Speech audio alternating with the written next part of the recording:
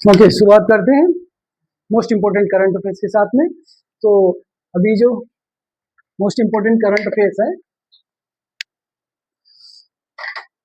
ब्रिजेश,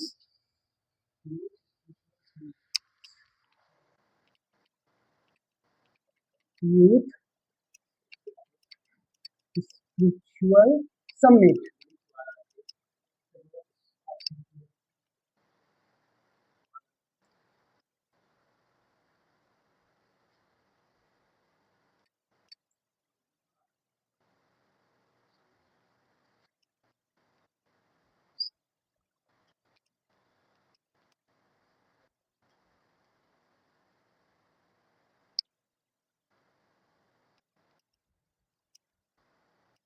कहाँ पे हुआ है ये?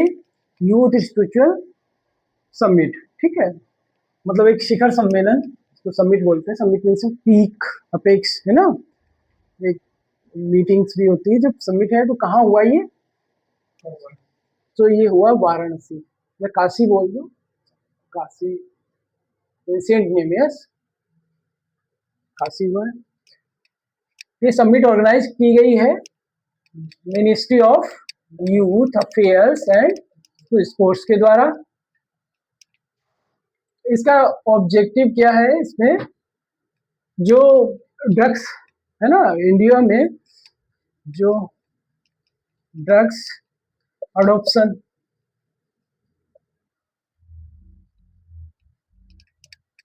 Addiction, drug addiction, drug intake, drug intake, है ना, ड्रग लेना, drug supply, drug supply,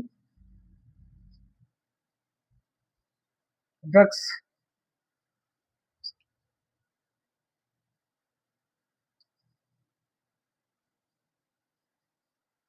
drugs smuggling,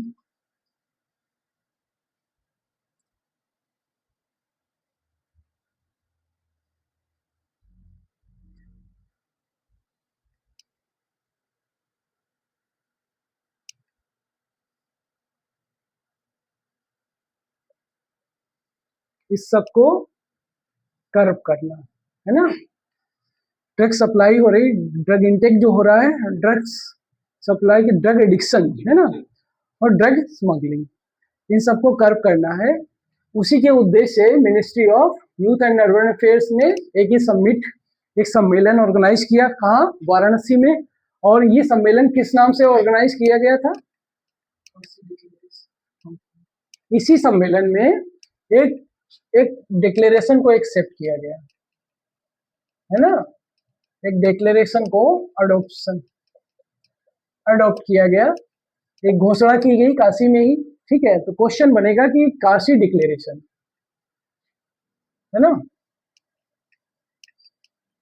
Kashi declaration क्या है, ठीक है। काशी डिक्लेरेशन क्या है? सो या कह सकते हैं बनारस डिक्लेरेशन क्या है, ठीक है, दोनों चीजें। सो काशी डिक्लेरेशन इसी समिट के अंदर, इसी सम्मेलन के अंदर एक घोषणा पत्र है जिसके द्वारा कुछ उद्देश्य निर्धारित किए गए हैं। हाँ, तो उसका मेन ऑब्जेक्टिव जो है drug free, drug free society बनाना है इंडिया की, है ना।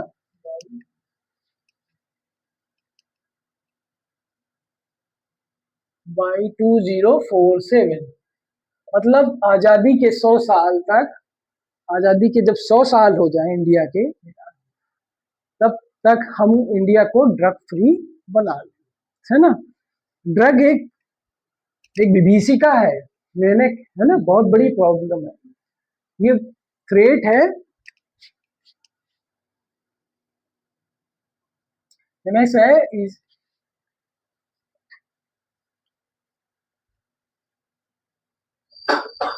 जो केवल इंडिविजुअल को ही नहीं, जैसे इंडिविजुअल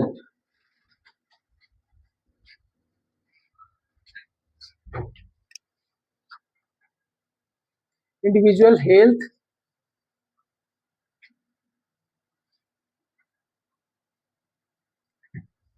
ये केवल इंडिविजुअल के हेल्थ को ही नहीं डिस्ट्रॉय करता है, बट फैमिली, कम्युनिटी जिसमें वहां रहता है, और फाइनली एंड देन सोसाइटी, और फाइनली ये कंट्री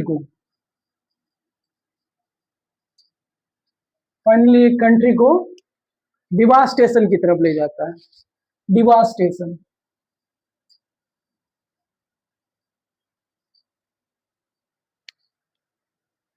आपने कभी ये देखा होगा, ये सुना होगा, सॉरी पढ़ा भी होगा, जब अगर आप कभी हिस्ट्री को जब पढ़ा होगा तो उसमें एक अफीम बार, ओपियम बार सुना था ना? ओपियम बार कहाँ हुआ था ना? चाइना, है ना? ओपियम बार क्या था, जो चाइनीज, जो ब्रिटिशर्स थे, है ना,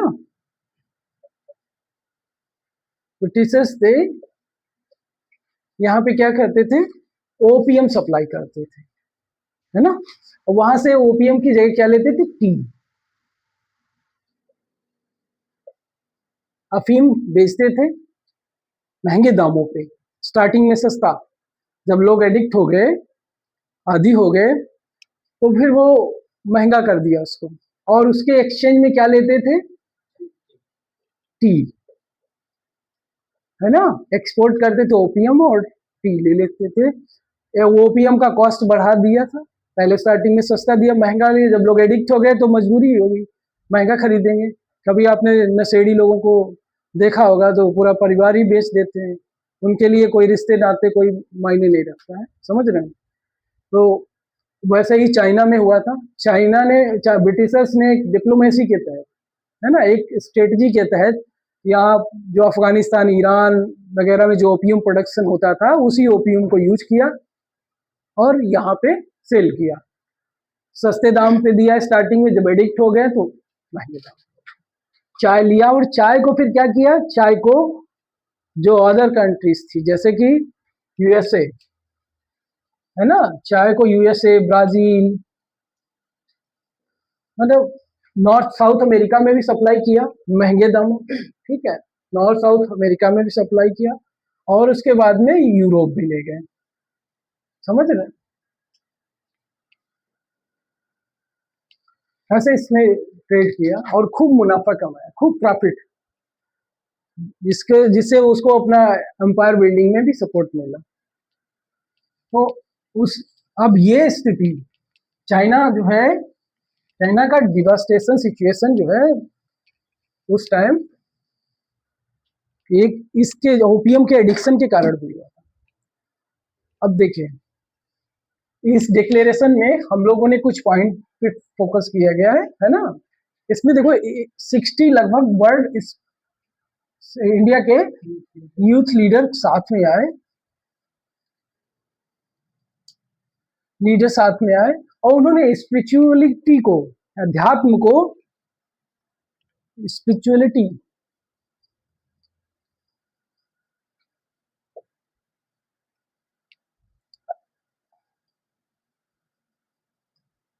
अध्यात्म को एक वेद, एक एक टूल, समझ रहे हैं, एक वे, एक रास्ता की तरह समझा। उन्होंने कहा कि एक वे है to come out from the menace और the drug addiction like situation, मतलब जो ये विकराल रूप लेती, जो विभीषिका, जो समस्या है ड्रग्स की इंडिया में, देख रहे हैं आप लोग आजकल किसी चाय वाली की थड़ी की दुकान पे भी जाते हैं तो किसी दुकान पे जाएंगे तो चाय तो लोग कम पीते हैं, सिगरेट ज्यादा पिएंगे, चाय के साथ सिगरेट, अब चाय के साथ सिगरेट पीते हैं। अब चाय के साथ सिगरेट के साथ, अब सिगरेट में भी वर्जन आ गए हैं, नए नए वर्जन, अब तो बहुत से क्या क्या चलता है, मैं तो चाय की दुकान पे ही जाना छोड़ दिया। हाँ, अब छोटी, अब गोल्ड, हाँ, जाने क्या क्या प्रोडक्ट चलते हैं, ठीक है।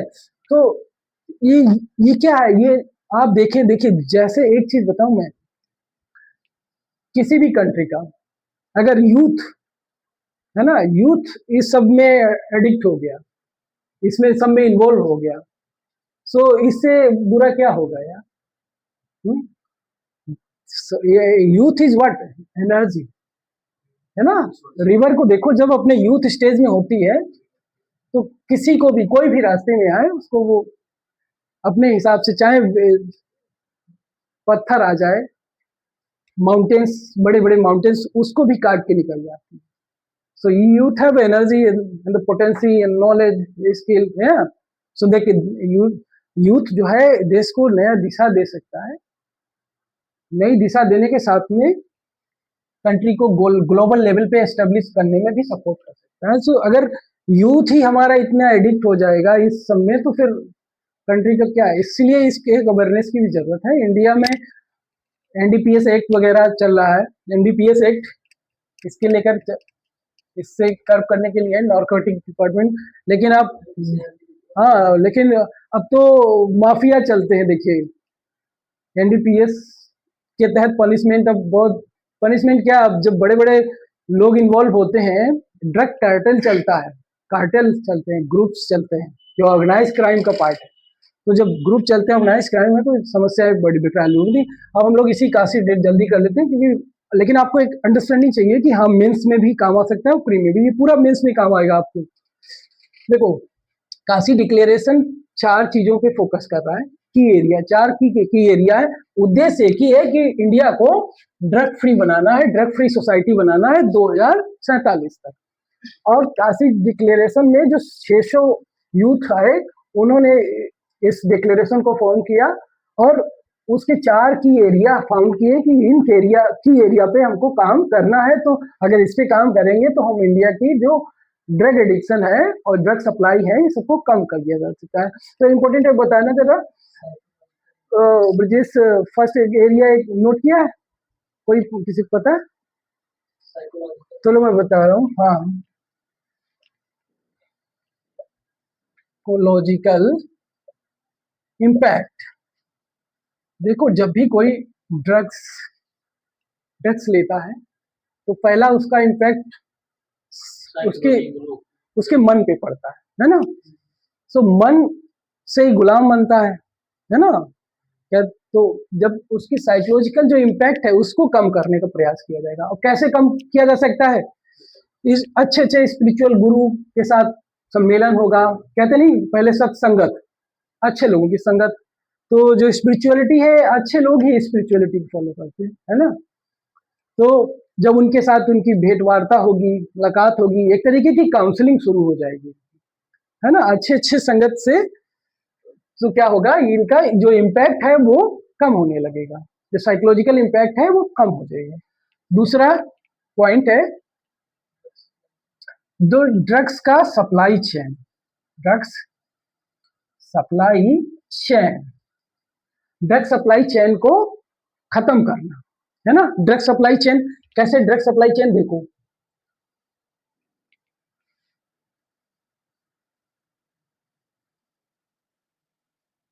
लाइट ऑन करो दीदी। ड्रग सप्लाई चेन,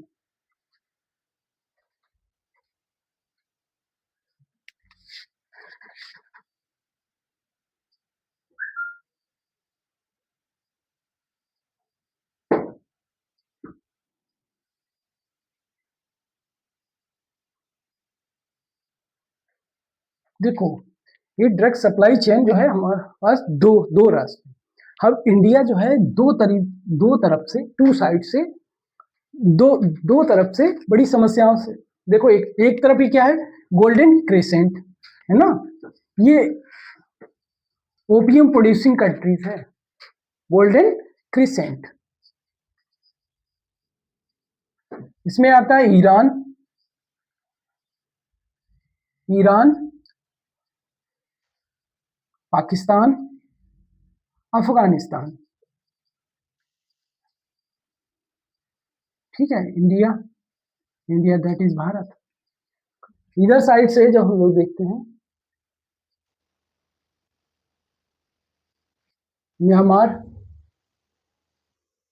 ठीक है, थाईलैंड, थाईलैंड, लाओस। तो 2 सप्लाई चेन हो गया। अब देखिए ये चाइना के थ्रू भी आ सकता है, ईस्टर्न साइड से और वेस्टर्न साइड से पंजाब, राजस्थान, गुजरात, है ना, ये एरिया है। तो 2 साइड से हम प्रोन है, वल्नरेबल है इंडिया बाहर बाहर से स्मगलिंग, ड्रग्स की स्मगलिंग। और ड्रग्स किस में हो सकता है, कोकीन, अफीम, है ना, ओपीएम के बाई प्रोडक्ट्स जैसे कि। तो ये इसको ये सप्लाई चेन है। देखो 2 तरीके, एक तो लैंड के थ्रू हो रहा है इधर से भी और इधर से भी, है ना। सो आप देखो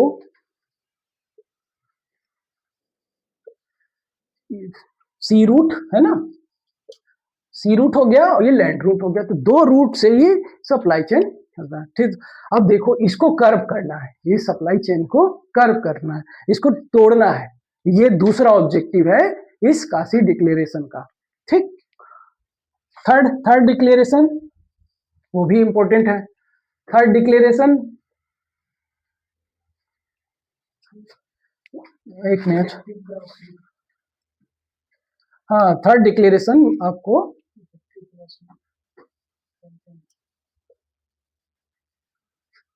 ग्रास रूट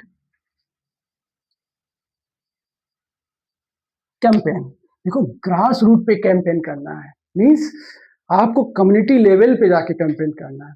मतलब हाँ, धरातल पे कैंपेन करना है, गांव गांव जाकर के, छोटे छोटे कस्बा जाकर के, है ना, गांव कस्बा शहर जाकर के लोगों को अवेयरनेस प्रोग्राम करना है, बैठक करनी है, समझ रहे हैं ना। जैसे कार्यशाला बनाना है, लोगों को जगाना है, नुक्कड़ नाटक करना है, इस तरीके के प्रयास करने हैं जिससे लोग इस भयानक प्रॉब्लम के एडिक्शन में ना आए। ठीक है, तो ये इफेक्टिव ग्रास रूट कैंपेन चलाएंगे। फोर्थ और इम्पोर्टेंट है, okay, of spiritual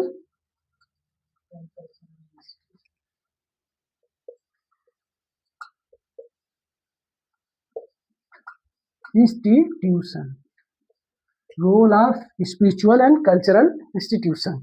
role of spiritual and cultural institution है, इसको बढ़ाना है ना, इनका रोल को इंक्रीज करना है। किसका, स्पिरिचुअल एंड कल्चरल इंस्टीट्यूशन।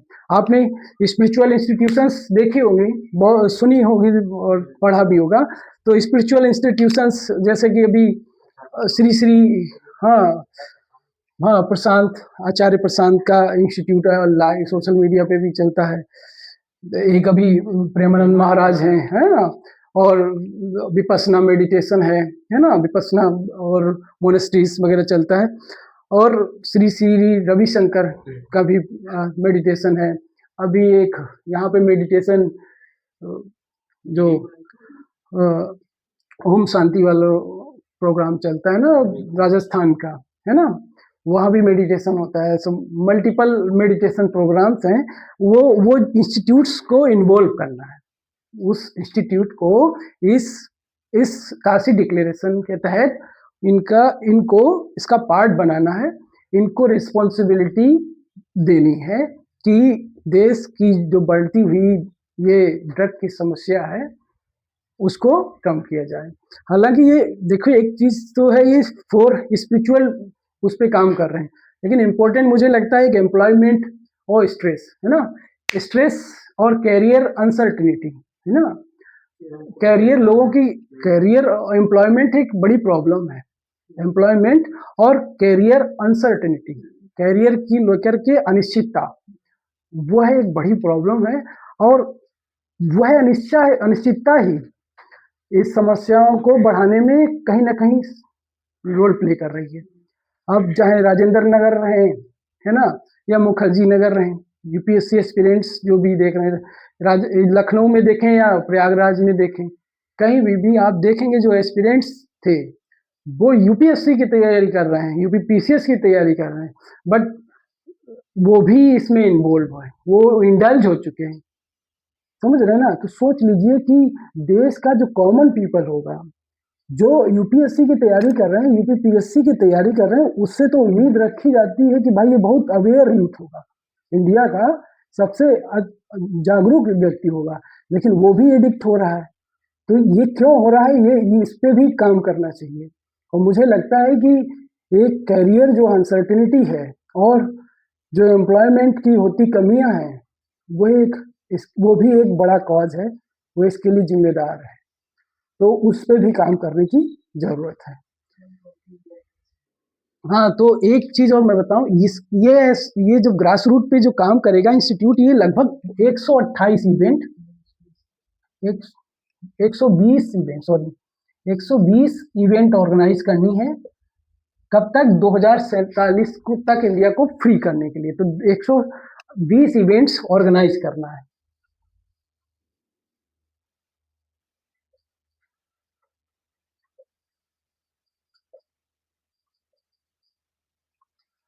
तो इस चीज को आप, उम्मीद है, समझ गए हो। इम्पोर्टेंट है पीसीएस प्री और मेंस दोनों के लिए। डन।